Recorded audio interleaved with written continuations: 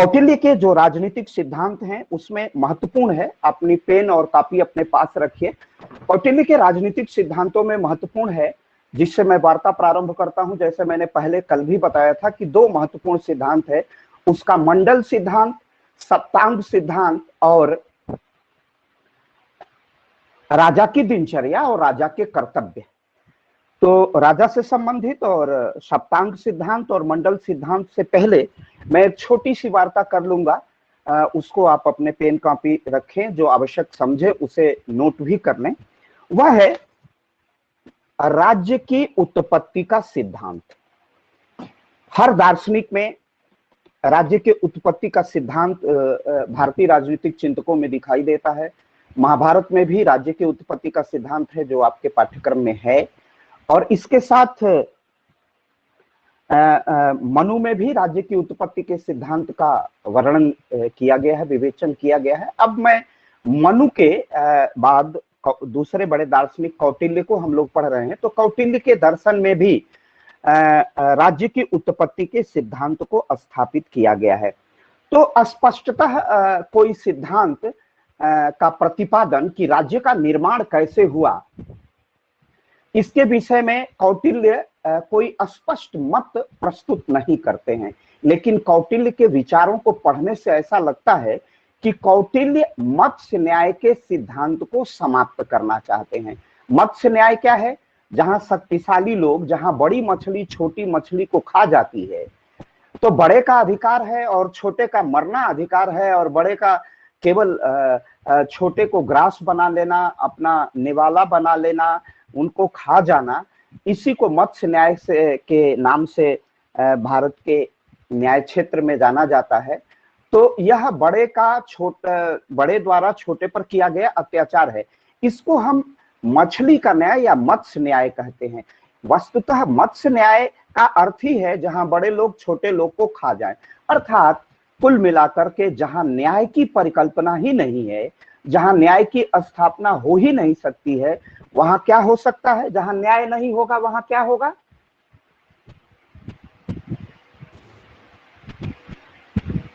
एनार्किया होगी, अराजकता होगी। जहां पर न्याय नहीं होगा वहां पर अराजकता की स्थिति थी। और आचार्य विष्णुगुप्त कौटिल्य ने जो पूरा अपना जीवन का संघर्ष किया, आचार्य विष्णुगुप्त कौटिल्य ने जो अपनी मान्यताएं, अपनी दार्शनिक व्युत्पत्ति रखी, जो उन्होंने अपना राजनीतिक विचार रखा प्रशासन के लिए और राजनीति के लिए, उसका अभिप्राय ही था, कौटिल्य के राजनीतिक दर्शन का अभिप्राय ही था अराजकता का अंत करना, मत्स्य न्याय को समाप्त करना और न्याय की स्थापना करना। और जहां न्याय की स्थापना होगी, मत्स्य न्याय नहीं होगा, जंगल का राज नहीं होगा। जंगल के राज में भी शेर ही सबसे बड़ा होता है, वो सारे निरीह जानवरों को खा जाता है। तो इस प्रकार कौटिल्य के राज्य का एक जो प्रमुख उद्देश्य है वह अराजकता का समापन, न्याय की स्थापना, मत्स्य न्याय का समापन, जंगल के न्याय का समापन, और उसके स्थान पर एक स्पष्ट सुविचारित न्याय, और जिसमें सभी को समान दृष्टि से देखा जाए, उस प्रकार की प्रशासनिक, सामाजिक, राजनीतिक, आर्थिक व्यवस्था का परिनिर्माण करना, निर्माण करना कौटिल्य के राजनीतिक और प्रशासनिक उद्देश्य थे। और इसी प्रकार की न्याय व्यवस्था कौटिल्य स्थापित करना चाहते हैं। तो कौटिल्य के न्याय व्यवस्था को ध्यान में रखते हुए, उसी को दृष्टिपथ में रखते हुए, शक्तिशाली व्यक्ति निर्बल व्यक्तियों पर अत्याचार न करें, प्रत्येक मनुष्य बराबर की दृष्टि से देखा जाए, सबल निर्बल पर किसी प्रकार का अत्याचार, अनाचार, पापाचार न कर सके, समाज एक बराबरी के स्थिति में आ जाए, इस तथ्य की प्रतिस्थापना के लिए आचार्य विष्णुगुप्त कौटिल्य अपने राजनीतिक जीवन में लगातार इसी का प्रयास करते रहे, और यही चिंतन भारत को और दुनिया को देते रहे।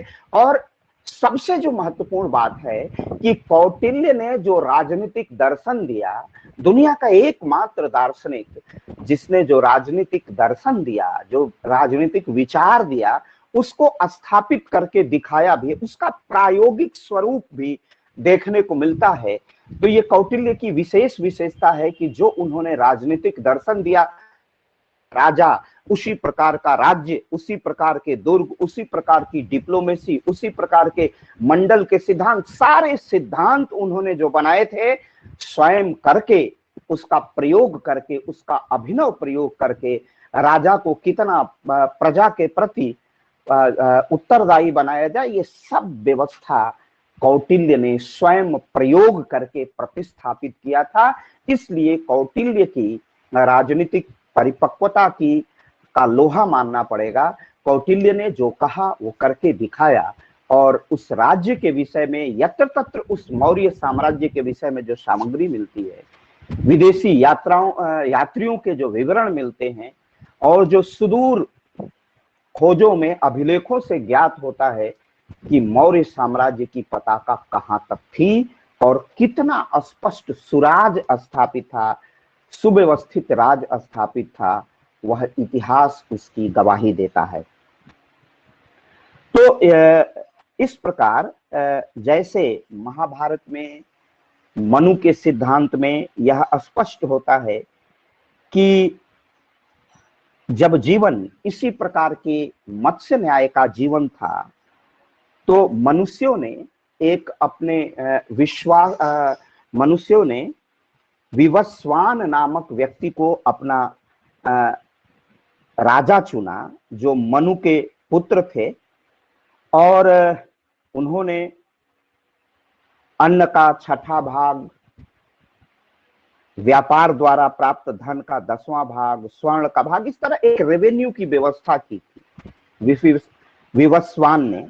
तो इस तरह मत्स्य न्याय की समाप्ति, जंगल राज की समाप्ति और एक सुशासन की स्थापना से ऐसा प्रतीत होता है कि कौटिल्य ने राज्य के उत्पत्ति के संविदा, कॉन्ट्रैक्ट थ्योरी को स्वीकार कर लिया था।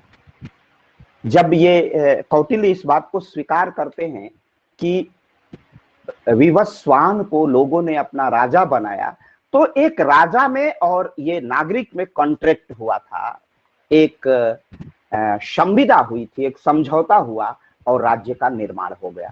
और राजा को अपने नागरिकों को ये विश्वास दिलाना था संविदा में, समझौते में, कि हम आपकी प्रत्येक दृष्टि से रक्षा करेंगे, आपके कल्याण के कार्य करेंगे और आप मुझे राजा बनाइए। तो ये राजा और प्रजा के बीच का एक समझौता था। तो संकेतात्मक रूप से, सिंबॉलिकली, बहुत स्पष्ट रूप से नहीं, लेकिन कौटिल्य के इन कथनों से ज्ञात होता है कि कौटिल्य राज्य के समझौतावादी सिद्धांत में विश्वास करते थे कि राज्य नामक जो संस्था मनुष्यों के लिए निर्मित हुई है, बनी हुई है, इसका उद्देश्य मनुष्यों का कल्याण करना है, और ये राज्य नामक संस्था कृत्रिम है, लोगों ने समझौते के माध्यम से इसे बनाया है। इसीलिए श्याम शास्त्री, जिसको कल मैंने बताया कि जिन्होंने कौटिल्य के पांडुलिपियों को पहली बार प्राप्त किया, कहीं से उन्हें मिली, फिर उसका अंग्रेजी अनुवाद करवाया श्याम शास्त्री ने, और दुनिया के में एक नया कौतूहल, विस्मय कायम हो गया कि इस पूरब के देश में राजनीति विज्ञान की इतनी गूढ़ बातें हुआ करती थी। तो श्याम शास्त्री ने कहा कि कौटिल्य के काल में जो राज्य के उत्पत्ति का सिद्धांत था, वो सामाजिक अनुबंध था, सामाजिक समझौते का सिद्धांत था। अपने ग्रंथ अर्थशास्त्र में भी कौटिल्य कभी कभी राजा में ईश्वरी गुण को देखते हैं, तो ऐसा प्रतीत होता है कि राजा को वो ईश्वर का अवतार मान रहे हैं और दैवी उत्पत्ति के सिद्धांत में विश्वास करते हैं। लेकिन फिर आगे बढ़ते हैं तो ऐसा प्रतीत होता है कि उनका मूल विश्वास संविदा में था। संविदा में विश्वास का मूल कारण था कि अपने नागरिकों के प्रति अनन्य आस्था थी आचार्य विष्णुगुप्त कौटिल्य की, और वो हर स्तर पर अपने नागरिकों को सर्वोपरि मानते हुए उनके कल्याण के निमित्त ही राजा को स्थापित करते हैं या राजा को निर्मित करते हैं, तो एक बड़ा सुखद वैचारिक संयोग है। इसी आधार पर कहा जा सकता है कि कौटिल्य ने सदैव सामाजिक संविदा के सिद्धांत, सामाजिक समझौते के सिद्धांत में विश्वास किया। और उसने कहा, आचार्य ने भी कहा, आचार्य विष्णुगुप्त कौटिल्य ने, कि जो हमारे सामने राज्य है, जो प्रतिष्ठापित राज्य है, जिस राज्य के हम नागरिक हैं, वह संविदा या समझौते का परिणाम है, वह कंटेक्ट का परिणाम है। यह कंटेक्ट से हुआ है, संविदा से हुआ, समझौते से हुआ है। तो उनकी जो मूल भावना है वह संविदा के सिद्धांत में अभिव्यक्ति पाती है। कौटिल्य के संविदा सिद्धांत वैसे ही हैं जैसे राज्य की उत्पत्ति के आपने 3 महत्वपूर्ण दार्शनिकों को फर्स्ट ईयर और सेकेंड ईयर में भी पढ़ा था। क्या नाम है उनके? उन महत्वपूर्ण दार्शनिकों के क्या नाम है? करेक्ट। तो हाब्स, लाक, रूसो, आपके बीच से ही इसका प्रत्युत्तर आ गया। हाब्स और लाक, रूसो, हाब्स निरंकुश संप्रभुता को स्थापित करता है, लाक वैधानिक संप्रभुता को स्थापित करता है, और जीन जैक्स रूसो लोकप्रिय संप्रभुता को स्थापित करता है। तो संविदा सिद्धांत में आप ये सब जानते हैं। तो बहुत कुछ संविदा सिद्धांत कुछ मिलता जुलता हाब्स के करीब है, क्योंकि हाब्स कहता है कि संविदा क्यों हुई, तो हाब्स प्रत्युत्तर देता है कि जब समाज में अराजकता बढ़ गई तो समाज के लोगों ने ही आपस में संविदा किया और एक निरंकुश राज्य और राजा की स्थापना की, जिसे वो लेवियाथान कहता है। और आपने उसके ग्रंथ की परिचर्चा सुनी होगी, उस ग्रंथ का नाम आप जानते हैं। तो उसने लेवियाथान को एक निरंकुश राजा बनाया, और राजा निरंकुश इसलिए था कि राजा समझौते का परिणाम नहीं था, भाग नहीं था। लेकिन हाब्स के सिद्धांत से मूलतः भिन्न तथा लाक और रूसो के विचारधारा से भी बिल्कुल अस्पष्ट दृष्टि से अस्पष्टता आपको मिल गई है। एक में निरंकुश, एक में वैधानिक और एक में लोकप्रिय संप्रभुता। हाब्स की संप्रभुता निरंकुश है क्योंकि राजा संविदा का भाग नहीं है। जनता आपस में संविदा करती है, राजा का निर्माण करती है, तो राजा की कोई रिस्पांसिबिलिटी, राजा का कोई उत्तरदायित्व तो प्रजा के प्रति नहीं। इसी प्रकार लाक ने कहा कि प्रजा को अपने राजाओं के विरोध करने, राजा का विरोध करने का भी अधिकार है। हाब्स वही विरोध का अधिकार देता है। वो कहता है कि अगर राजा कहे कि स्वयं अपनी हत्या कर लो, तो राजा के विरोध का अधिकार हाब्स दे देता है नागरिक को। और यही हाब्स सबसे बड़ा व्यक्तिवादी हो जाता है। व्यक्ति को, राज्य की अपेक्षा व्यक्ति को ज्यादा महत्व दे देता है। लाक कहता है कि प्रजा को वैधानिक स्तर तो देता है, वह वैधानिक संप्रभुता है। वैधानिकता का अर्थ है कि प्रजा और राजा दोनों विधियों से बंधे हुए हैं, विधियों से ऊपर नहीं है। इसलिए प्रजा की भी सीमाएं हैं और राजा की भी सीमाएं। तो एक सीमित संप्रभुता वाले सरकार का निर्माण लाक करते हैं, और लोकप्रिय संप्रभुता जिसकी सॉवरेंटी पॉपुलैरिटी पर बेस्ड हो, जिसकी संप्रभुता लोगों की, जनता के महत्व पर आधारित हो, जनता के मत पर आधारित हो, वह लोकप्रिय संप्रभुता है। और कभी कभी ऐसा लगता है कि हमारे आचार्य विष्णुगुप्त कौटिल्य हाब्स के करीब हैं, लेकिन वस्तुतः संविदा करते हैं। राजा में कठोरता का भी निर्माण करते हैं। राजा और राज्य के अनुशासन को आवश्यक मानते हैं। वहां लगता है कि कौटिल्य हाब्स के करीब हैं। फिर राजा का प्रजा के प्रति अत्यंत उत्तरदायित्वपूर्ण व्यवहार और कार्य और कर्तव्य और धर्म निभाने का आदेश आचार्य विष्णुगुप्त कौटिल्य देते हैं। वहां लगता है कि वो लाक से प्रभावित हो गए हैं और विधि विधान और प्रजा से, राजा और प्रजा से विधि को ऊपर का महत्व देते हैं। फिर लगता है आगे जब हम चलते हैं तो उनके संप्रभुता के सिद्धांत में जनता सर्वोपरि हो जाती है, व्यक्ति से बड़ा राज्य और समुदाय राष्ट्र हो जाता है। इसलिए इन तीनों संविदावादी विचारकों की कुछ कुछ झलक हमें दिखाई देगी आचार्य विष्णुगुप्त कौटिल्य ने। आचार्य विष्णुगुप्त कौटिल्य में राज्य को इतना निरंकुश जरूर बनाया है कि राज्य का अनुशासन समाप्त नहीं, लेकिन हाब्स जैसा कठोर राक्षस लेवियाथान की परिकल्पना नहीं की। जैसे वो कहता है कि ब्रिटेन में सिविल वार था तो मैं और भय जुड़वा पैदा हुए हैं, क्योंकि उस समय सिविल वार था। जहां भी सिविल वार होते हैं होता है वहां की जनता तो भयभीत रहती ही। तो कौटिल्य में आंशिक निरंकुशता भी है, लेकिन वो लेवियाथान की तरह निरंकुश नहीं। वो व्यक्ति और समूह को महत्व देते हैं, तो इसलिए लाख के भी करीब लगते हैं।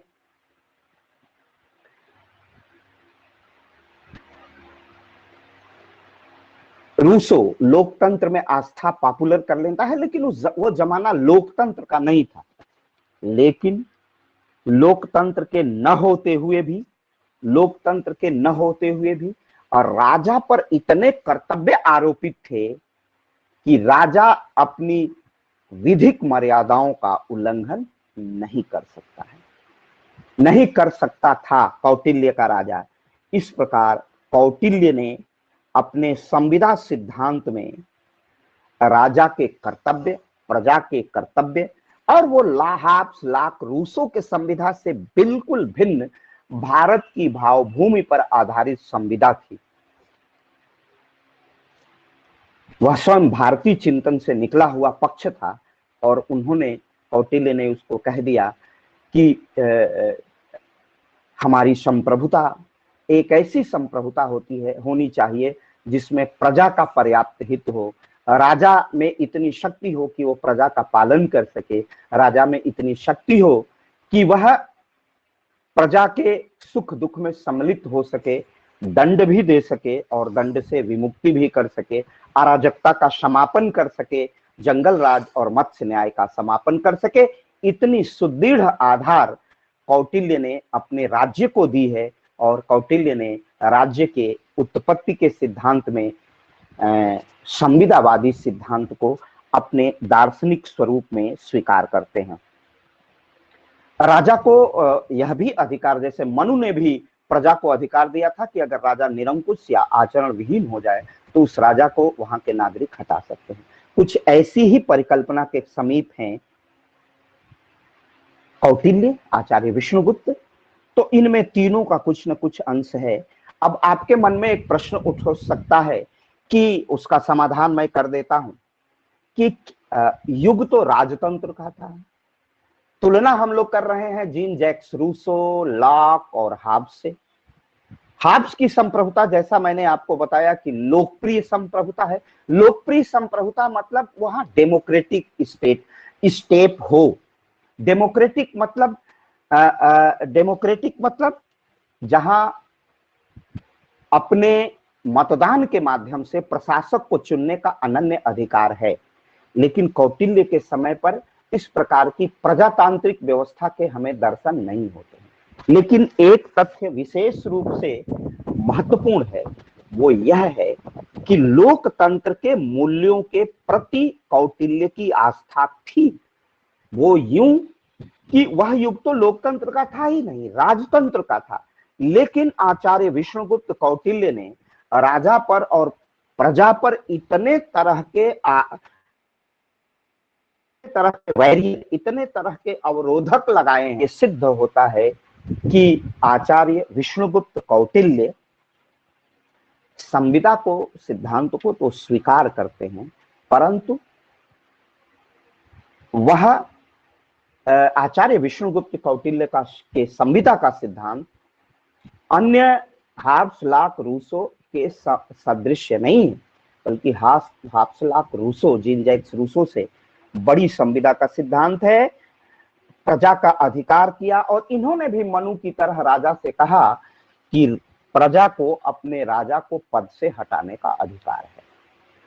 तो ये हो गया दैवी उत्पत्ति का सिद्धांत। और इन स्पष्टतः इस बात का उल्लेख नहीं है कि वह राज्य के दैवी उत्पत्ति के सिद्धांत में आस्था रखते हैं कौटिल्य। लेकिन इन साक्ष्यों से अपने उनके द्वारा, चाणक्य द्वारा जो लिखा गया है, विद्वानों के विवरणों से, साक्ष्यों से ऐसा प्रतीत होता है कि जो राज्य की उत्पत्ति का सिद्धांत है, आचार्य विष्णुगुप्त कौटिल्य राज्य के संविदावादी सिद्धांत का समर्थन करते हैं। ये बातें समझ में आ गई? क्लियर हो गया?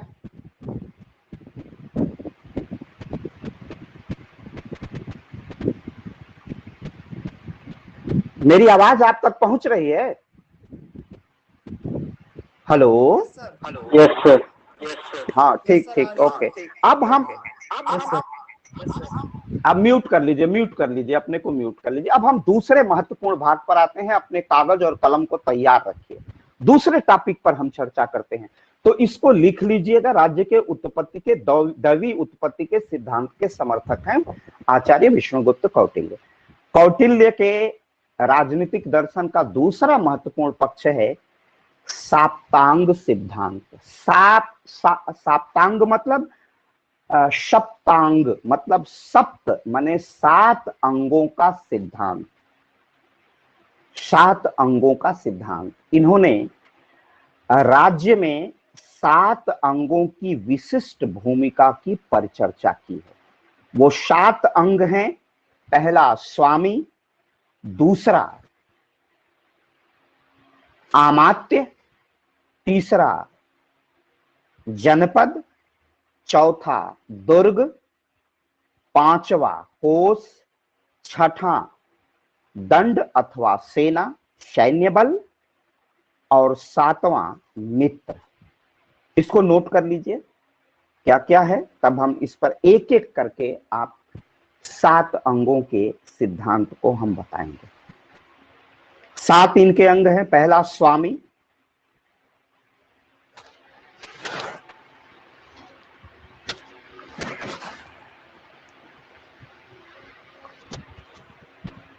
दूसरा है आमात्य,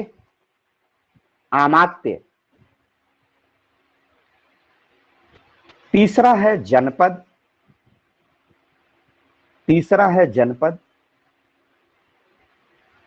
पांचवा है दुर्ग।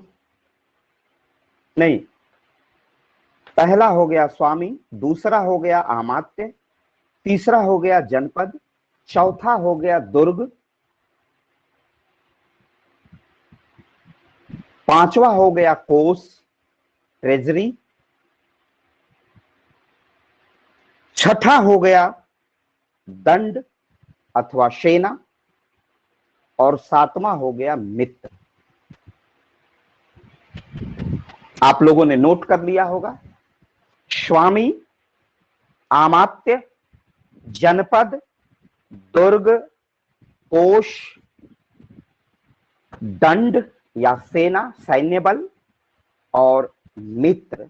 इन 7 अंगों के सिद्धांत पर आधारित है सप्तांग सिद्धांत। राज्य के 7 अंग होते हैं।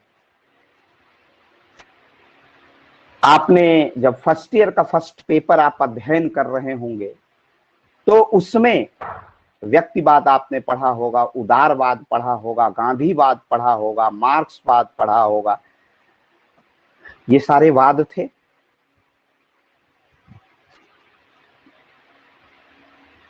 उसी में जब बीए फर्स्ट ईयर में ही आप पढ़ रहे थे तो राज्य की उत्पत्ति और राज्य के जितनी परिभाषाएं दी गई उसमें से एक परिभाषा थी जिसका सिर, जिसे हम कहते थे, वो अपने स्थान पर रही होगी,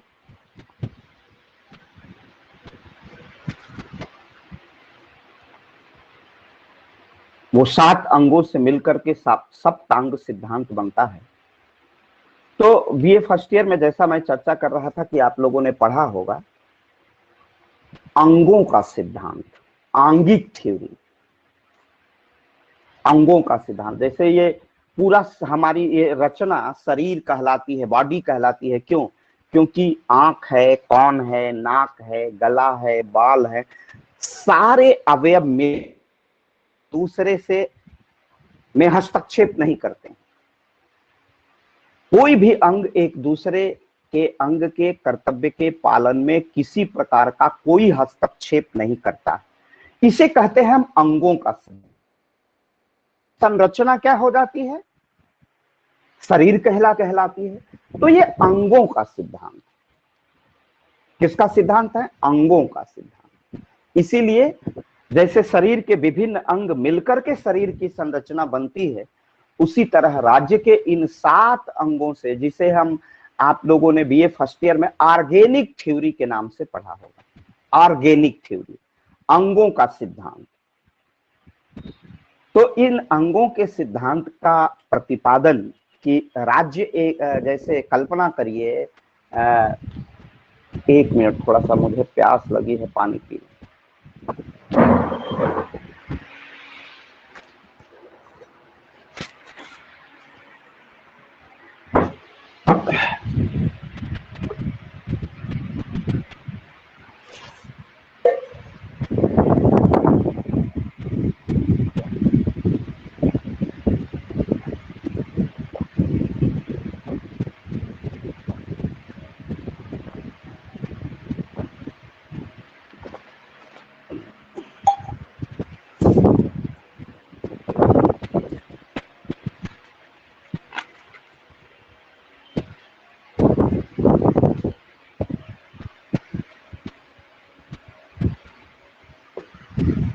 तो इन 7 अंगों का सिद्धांत, आपने हर्बर्ट स्पेंसर आंगिक सिद्धांत की बात करता है। प्लेटो अंगों के सिद्धांत के राज्य का आपने पढ़ा होगा, विवेक, शौर्य, वासना, इसके आधार पर राज्य का निर्माण होता है। व्यक्ति राज्य को विराट पुरुष के रूप में देखता है। व्यक्ति का विराट रूप राज्य है, प्लेटो कहता है। अरस्तु राज्य को सर्वोच्च संवास बनाता है, सबसे बड़ी संस्था बताता है। उसी तरह प्लेटो के उन्हीं सिद्धांतों की तरह, उन्हीं सिद्धांतों की भांति आचार्य विष्णुगुप्त कौटिल्य ने भी अपने अंगों की परिकल्पना की, 7 अंगों की परिकल्पना की।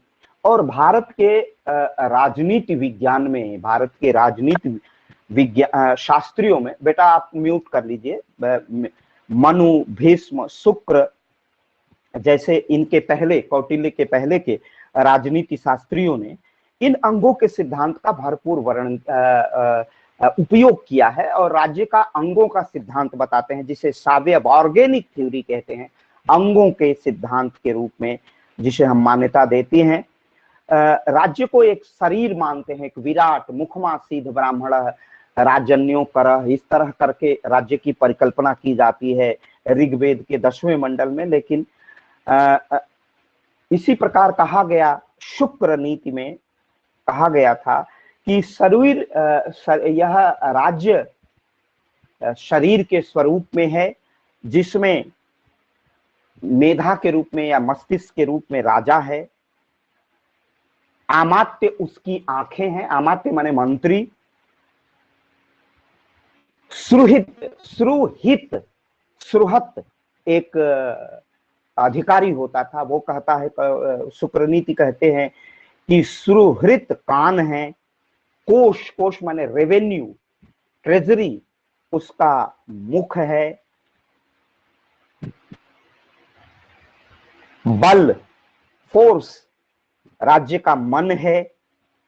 दुर्ग उसके राज्य के हाथ हैं। दुर्ग माने जो फोर्ट बने हुए हैं, जैसे लाल किला है। राष्ट्र पैर के समान है। तो ये अंगों का सिद्धांत, इस बात को आचार्य विष्णुगुप्त भी स्वीकार करते हैं। अपने पूर्ववर्ती विचारकों की तरह, पूर्ववर्ती विचारकों में शुक्र हैं, मनु हैं, भीष्म हैं।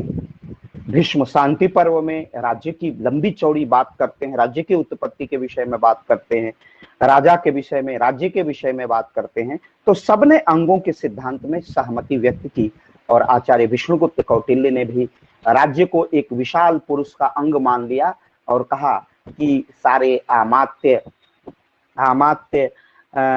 स्वामी, जनपद, दुर्ग, कोष, ये सारा मिलकर के राज्य एक शरीर के रूप में हमारे सामने आता है, शरीर के रूप में ही है। और यह अंगों का सिद्धांत है। जैसे राज्य के विभिन्न, शरीर के विभिन्न अंग होते हैं, आंख, कान, नाक, गला, हाथ, मस्तिष्क, उसी तरह राज्य के भी अंग होते हैं। और उन अंगों को हम जानते हैं, कार्यपालिका, विधायिका और न्यायपालिका आज आधुनिक युग में कहते हैं। तो इसी प्रकार 7 अंगों की परिकल्पना आचार्य विष्णुगुप्त कौटिल्य ने की थी। और ये 7 अंग थे: स्वामी, अमात्य, स्वामी मतलब राजा है, यहाँ लिख लीजिए, स्वामी मतलब राजा, आगे लिख लीजिए, अमात्य मतलब मंत्री, जनपद माने क्षेत्र से है, भौगोलिक क्षेत्र से है, जनपद यहाँ एक छोटे छोटे प्रदेश से है, एक छोटे छोटे भू क्षेत्र से है। दुर्ग आप जानते हैं, फोर्ट, किले। कोष माने रेवेन्यू, राजा के पास कहां से धन आ रहा है। दंड माने किस प्रकार उसके पास सैन्य बल है, उसके पास सामरिक क्षमता कितनी है, ये राज्य का एक अनिवार्य अंग है। और उसके बाद मित्र, मित्र का आशय है डिप्लोमेसी, हम किस राज्य से मैत्रीपूर्ण संबंध रखें और किस राज्य से मैत्रीपूर्ण संबंध न रखें। अब एक एक की व्याख्या सुनते चलिए और उसको अपने हिसाब से बाद में या अभी लिखते चलिए। स्वामी, कौटिल्य ने, आचार्य विष्णुगुप्त कौटिल्य के अनुसार राज्य का सबसे बड़ा प्रशासनिक अधिकारी उसका स्वामी या राजा होता है। क्योंकि आप सबको ज्ञात है कि जिस युग के इस बड़े दार्शनिक को हम पढ़ रहे हैं, आचार्य विष्णुगुप्त कौटिल्य को, वह युग राजतंत्र का युग है। तो उसमें बहुत हम social justice, economical justice, political justice और किसी प्रकार के न्याय की परिकल्पना उस युग में हम नहीं कर सकते हैं। फिर भी कौटिल्य ने आज से भी बेहतर, आज से भी सर्वोत्कृष्ट, उत्कृष्ट प्रशासनिक व्यवस्था की परिकल्पना की थी। तो स्वामी का अर्थ है अर्थात राजा, उसको स्वामी नाम दिया है क्योंकि कार्यपालिका का वही सर्वोच्च अधिकारी है। उसका कहा गया, उसके द्वारा कही गई बातें विधि हैं, उसके द्वारा बोली गई बातें विधि हैं। विधायिका, कार्यपालिका और न्यायपालिका की तीनों शक्तियों से युक्त है राजा। तो स्वामी वही राजा है। स्वामी का अर्थ वही है जैसा आप प्रशासन में शुरू से जानते हैं, आदेश देना, निर्देश देना, नियंत्रण करना। और आदेश का उल्लंघन होने पर दंड देने की शक्ति भी अगर उस व्यक्ति में या अधिकारी में निहित है, तभी कहा जाएगा कि शक्ति है जब वह कार्य करता है, कार्यपालिका के रूप में कार्य करता है। तो स्वामी को आदेश देने, प्रबंधन करने की शक्ति प्राप्त है।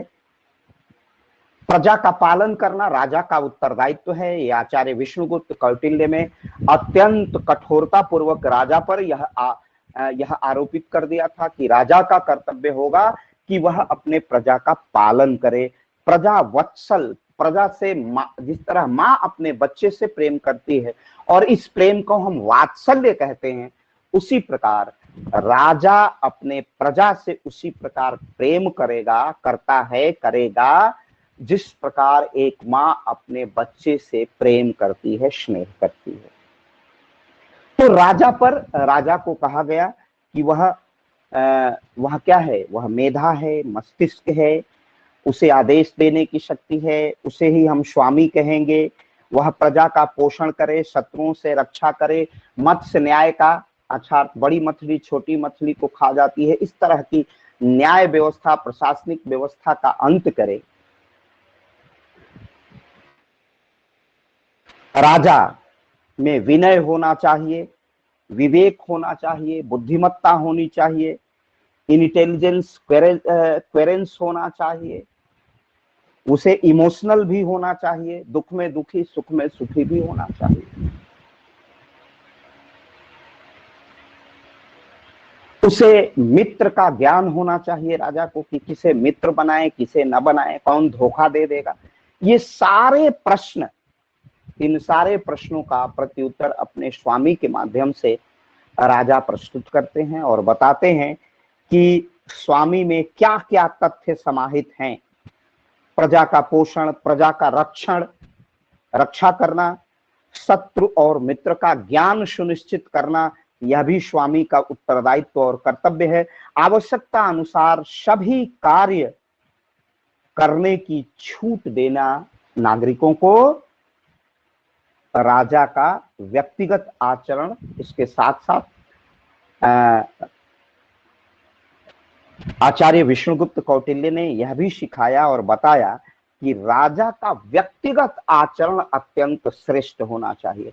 अगर राजा का व्यक्तिगत आचरण श्रेष्ठ नहीं है तो फिर वह प्रजा के किसी काम का नहीं है, उसके द्वारा प्रजा का कल्याण सुनिश्चित नहीं हो सकता। तो ये राजा के विषय में आपने सुन लिया। आपको राजा के विषय में कोई अब शंका है कि राजा के विषय में स्थिति बिल्कुल स्पष्ट हो गई? मेरे लेक्चर के बाद आप उसे समझ सकते हैं, लिख सकते हैं।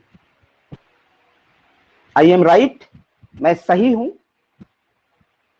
Yes, sir. आपने स्वामी को Yes, sir. आपने स्वामी को Yes, sir. Yes, sir. Okay okay okay बेटा, ओके। अब हम दूसरे म्यूट कर लीजिए। अब बेटा मैं दूसरे पक्ष पर आता हूं। स्वामी को आपने राजा को समझ लिया, आप लिख सकते हैं, और मैं समझता हूं कि मेरा साधारण से साधारण विद्यार्थी इसको समझ गया होगा, लिख लेगा। दूसरे पर आते हैं अमात्य। अमात्य, अच्छा एक चीज और मैं रोक के बता दूं, शासन में 3 अंग हमेशा दिखाई देंगे, तभी काम चलता है। राजतंत्र में शासन के तीनों अंगों में घालमेल हो जाता है, कार्यपालिका, विधायिका और न्यायपालिका। कार्यपालिका का काम प्रशासन करना, विधायिका का काम विधियों का निर्माण करना जिसके अनुसार शासन होगा, और न्यायपालिका का काम इन्हीं विधियों की रक्षा करना, संविधान की रक्षा करना और नागरिकों के मौलिक अधिकारों की रक्षा करना और उनको संरक्षण प्रदान करना राजा का क्या है? कर्तव्य है। ये न्यायपालिका का कर्तव्य है। तो मेरे कहने का अर्थ ये है कि कार्यपालिका, विधायिका और न्यायपालिका अगर आप ध्यान से देखेंगे तो शासन का चाहे जो स्वरूप है, वो निरंकुश तंत्र का रहा हो, राजतंत्र का रहा हो, लोकतंत्र का हो, इसके पहले सैनिक तानाशाही का हो, कहीं ना कहीं शासन के ये तीनों स्वरूप दिखाई देंगे।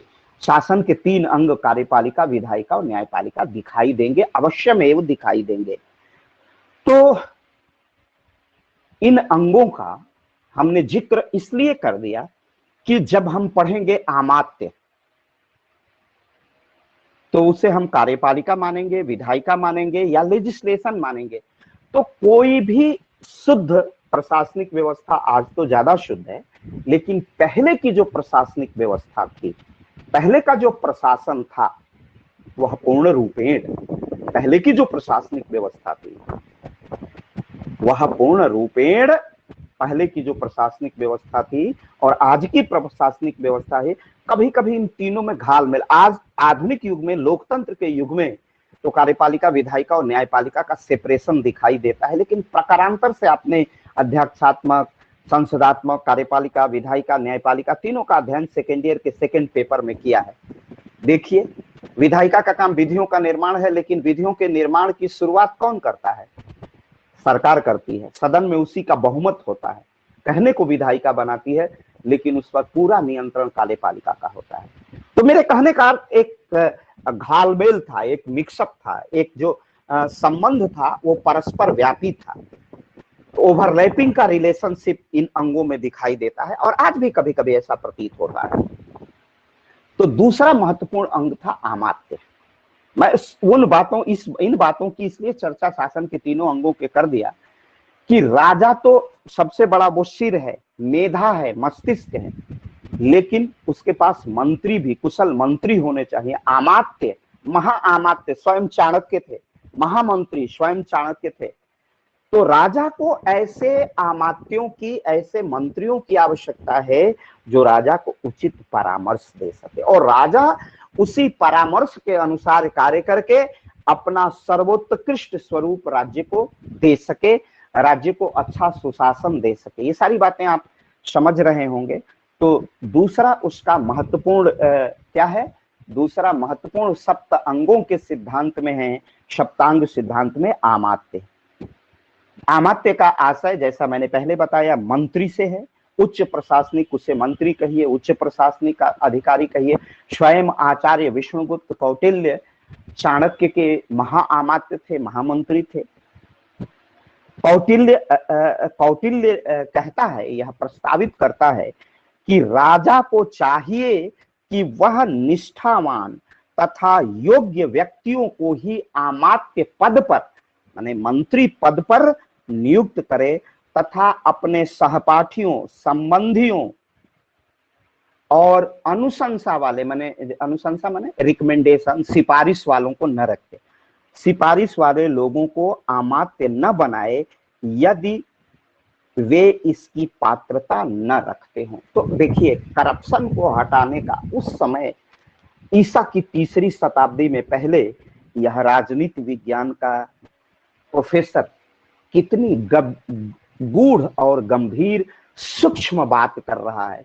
राजा अपने मित्रों को अगर अमात्य बना देगा तो मैत्री भाव में महाअमात्य राजा के कठोर निर्णयों का विरोध नहीं कर पाएगा।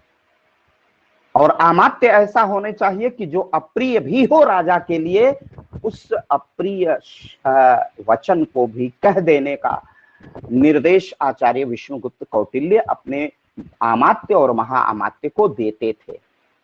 तो इसलिए उन्होंने कहा कि ऐसे सहपाठियों को, संबंधियों को, रिश्तेदारों को वह इन पदों पर, क्योंकि इससे प्रशासनिक व्यवस्था में कमी आएगी। इसमें प्रशासन जहां उदार होना चाहिए उदार नहीं हो पाएगा, जहां कठोर होना चाहिए प्रशासन कोई सशक्त निर्णय नहीं ले पाएगा। तो इसे हम कहते हैं, इसे ही हम कहते हैं अमात्य। अमात्य जो दूसरा महत्वपूर्ण अंग है, आपने समझ लिया, जान लिया। कौटिल्य ने अमात्य या मंत्री, जिसे अनिवार्य अंग माना है। कोई राजतंत्र में, कौटिल्य कहते हैं कि बिना अमात्य के वहां की प्रशासनिक व्यवस्था की परिकल्पना ही नहीं की जा सकती। वहां की परिकल्पना प्रशासनिक व्यवस्था की असंभव है।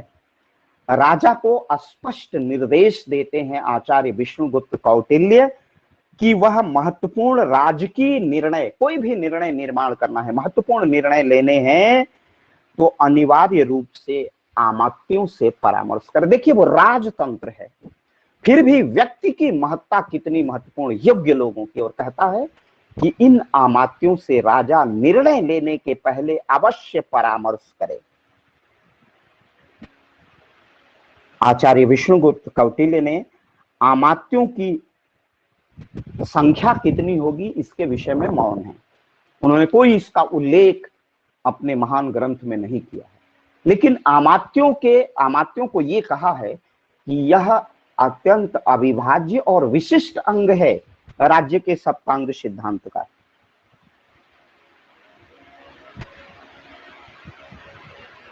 फिर एक स्थान पर आचार्य विष्णुगुप्त कहते हैं कि आवश्यकता अनुसार अमात्यों की नियुक्ति का अधिकार राजा को है।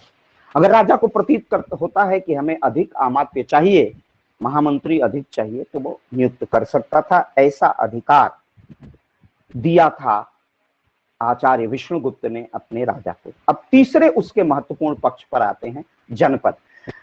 जनपद पढ़ाने से पहले स्पष्ट कर दूं कि वो ईसा की 3री शताब्दी थी।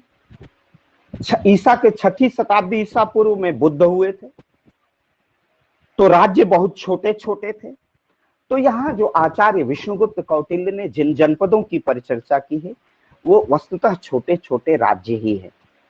जैसे प्रयागराज एक छोटा सा राज्य हो गया, जिसे ये कौशाम्बी था, प्राचीन काल में, बौद्ध काल में था। तो जनपद का अर्थ है वह भूक्षेत्र जिस पर कृषि कर्म होता है और जहां जनता निवास करती है। इसको आचार्य कौटिल्य जनपद कहते हैं, भूक्षेत्र से है।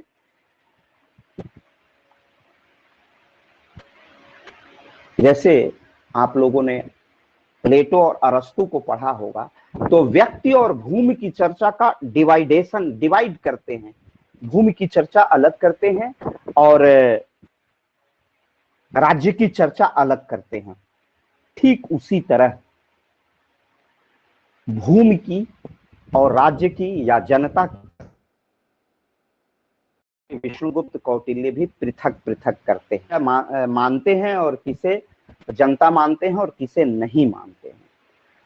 विष्णुगुप्त कौटिल्य ने बड़े स्पष्टता के साथ कहा कि सरल हृदय वाली, माने पवित्र हृदय वाली, निष्ठावान, स्वाभिमानी और स्वाभिमानी लोगों से, निष्ठावान जो किसी की गुलामी न करें और जो राज्य को अपना ही माने, राज्य की बलिवेदी पर अपना सर्वस्व न्यौछावर करने की जो शक्ति और क्षमता रखने वाले लोग हैं, उनको कहा आचार्य विष्णुगुप्त कौटिल्य ने कि ऐसे ही लोगों से मिलकर जनपद का निर्माण होगा। जनपद के निर्माण में कैसे होंगे? स्वामी भक्त होंगे, निष्ठावान होंगे और अपने वसुंधरा के प्रति, अपनी धरती के प्रति जिनका लगाव और ममत्व होगा, वही जनपद के मूल निवासी कहे जाएंगे। और प्रजा को निर्देश क्या है? जनपद की चर्चा करते हुए प्रजा से कहते हैं कि जनपद जो भी राजा जो भी कर का आरोपण करता है, जो भी टैक्स लगाते हैं, उस टैक्स को अदा करने का दायित्व, उसे पेड करने का दायित्व किसको है? जनता को है। और जनता से वह कहते हैं कि अपने प्रजा के हित में लगातार कार्य करती रहे, अपनी क्षमता से कार्य करती रहे और अपना रेवेन्यू, राजस्व, कर देती रहे, टैक्स देती रही जनता। और उन्होंने कहा आचार्य विष्णुगुप्त कौटिल्य ने कि अगर राजा ने करों का आरोपण कराया है, आरोपित किया है, तो उनका कर को देना, कर को संदत्त करना, कर को प्रदान करना प्रजा का भी धर्म है। तभी राज्य की रक्षा होगी, राज्य का कल्याण होगा। भूमि की और भूवासियों की जब चर्चा करते हैं, भूमि के अलग बताते हैं और राज्य को अलग बताते हैं, तब चर्चा करते हुए भौगोलिक क्षेत्र की चर्चा करते हैं और कहते हैं कि नदी, तालाब, वन, खाने, जलीय स्थलीय मार्ग, उपजाऊ मिट्टी, पशु पक्षी, ये सब जनपद के अधीन है। कौटिल्य अपने जितने पड़ोसी नेबर स्टेट थे, पड़ोसी राज्यों के विषय में भी विचार व्यक्त करते हैं और कहते हैं कि हमें अपने सीमा पर सटे राज्यों से अत्यंत सावधान रहना चाहिए। सीमा से सटे राज्यों के पर सावधान रहना चाहिए। तो ये भूमि के विषय में, जनपद के विषय में आचार्य विष्णुगुप्त कौटिल्य के विचार थे। अब मैं इसके चौथे भाग पर आता हूं, जिसे कौटिल्य दुर्ग कहते हैं। दुर्ग का अर्थ किले से है। उन्होंने कहा, कौटिल्य ने कहा है कि दुर्ग किसी जनपद की रक्षा करने के लिए बड़े महत्वपूर्ण हैं और दुर्ग राज्य की कल्पना नहीं की जा सकती है। दुर्ग अनिवार्य रूप से राज्य के भाग हैं। दुर्ग की उपयोगिता राज्य की रक्षा में है, क्योंकि दुर्ग में ही सैन्य बल होंगे, दुर्ग के दरवाजे बंद कर दिए जाएंगे, विदेशी आक्रमणों से सेना से रक्षा करेंगे, क्योंकि दुर्ग में सेना रहती है और उसके चारों ओर खाई बनवा दी जाती है। तो इसलिए दुर्गों की परिचर्चा की है। और दुर्ग वह है जिसमें सामरिक महत्व की चीजें रखी जाए, समर नीति से अर्थात युद्ध नीति से संबंधित चीजें रखी जाए। तो जहां राज्य की रक्षा इसी दुर्ग के माध्यम से करने का संकेत करते हैं। और वो दुर्ग के भी कई प्रकार बताते हैं। एक दुर्ग है, 4 दुर्गों की परिकल्पना लिख लीजिए।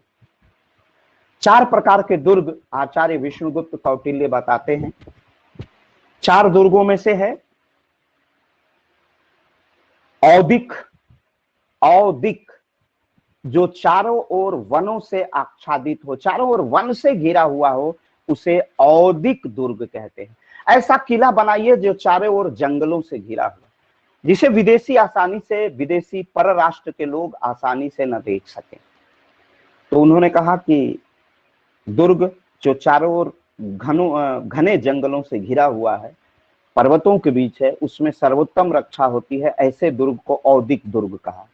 उसके बाद पार्वत दुर्ग की, जो पर्वतों के बीच में बना हुआ है, औदिक जंगलों के बीच, पार्वत पर्वतों के बीच, धानवन जो निर्जन मरु प्रदेश में हो, ऐसा जहां पर कोई उत्पादकता न होती है, वहां पर भी राज्य के लिए दुर्ग बनाने की बात करते हैं आचार्य विष्णुगुप्त कौटिल्य, और उसे धानवन कहते हैं, धानवन दुर्ग कहते हैं।